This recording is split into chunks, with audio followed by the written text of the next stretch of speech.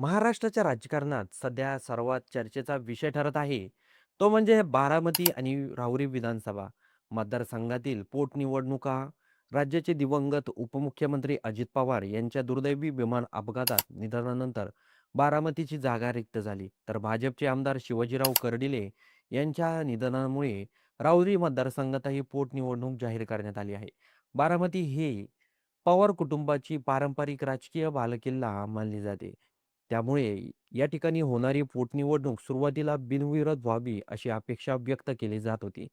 अनेक राजकीय नेत्यांनी सहानुभूतीच्या पार्श्वभूमीवर निवडणूक टाळावी अशी भूमिका घेतली होती.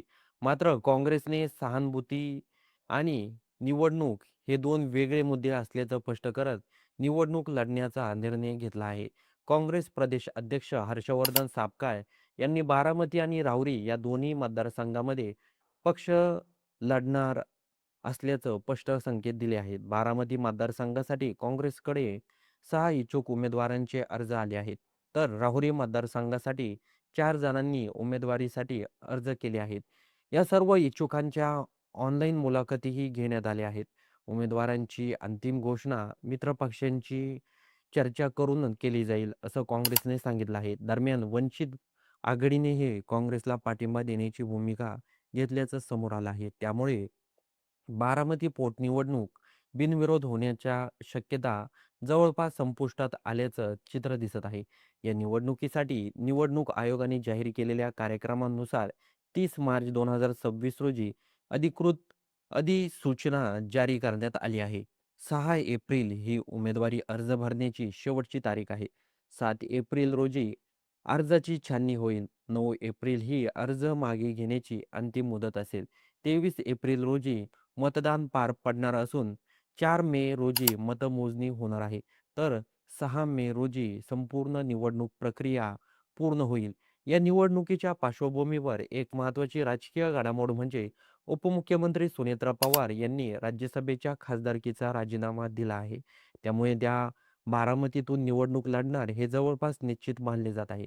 अजित पवार यांच्या निधनानंतर पवार कुटुंबाची राजकीय परंपरा कायम ठेवण्याच्या दृष्टीने त्यांची उमेदवारी महत्त्वाची मानली जात आहे. विशेष म्हणजे अर्ज भरण्याच्या पहिल्याच दिवशी काही अनपेक्षित घडामोडी घडल्या आहेत. बारामती स्थानिक इच्छुकांकडून अर्ज न येता बाहेरील उमेदवारांनी अर्ज दाखल केल्यामुळे राजकीय चर्चांना उधाण आलं आहे. जत तालुक्यातील सतीश कदम यांनी हिंदुस्थान जनता पार्टीकडून अर्ज दाखल केला आहे. साताऱ्यातील सागर भिसे यांनी अपक्ष उमेदवारी अर्ज भरला आहे. तर सांगोला येथील राघू गोटेकडे यांनी न्यू राष्ट्रीय समाज पार्टीकडून अर्ज दाखल केला आहे.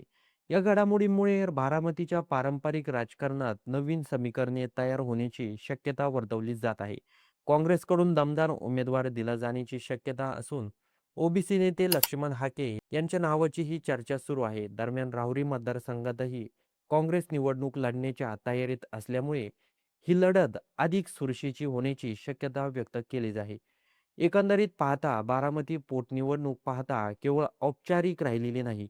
काँग्रेसच्या एंट्रीमुळे आणि इतर इच्छुक उमेदवारांमुळे निवडणूक रंगतदार होण्याची शक्यता व्यक्त केली जात आहे. सहानुभूतीची लाट आणि प्रत्यक्ष राजकीय लढत यामध्ये मतदार काय निर्णय देतात याकडे संपूर्ण राज्याचं लक्ष लागलं आहे. या निवडणुकीचा निकाल केवळ बारामतीपुरता मर्यादित राहणार नाही, तर तो राज्याच्या राजकारणावरही त्याचा परिणाम होऊ शकतो. त्यामुळे येत्या काही दिवसात उमेदवारांची घोषणा आणि राजकीय घडामोडी अधिक वेगाने घडण्याची शक्यता आहे. तर तुमच्या मते सुनेत्रा पवार ह्या बारामती निवडणुकीमध्ये निवडून येतील का, की दुसरा कोणी उमेदवार निवडून येईल? हे कमेंट बॉक्समध्ये सांगायला विसरू नका आणि व्हिडिओ आवडला असेल तर सर्वात आधी चॅनलला सबस्क्राईब देखील नक्की करून जा.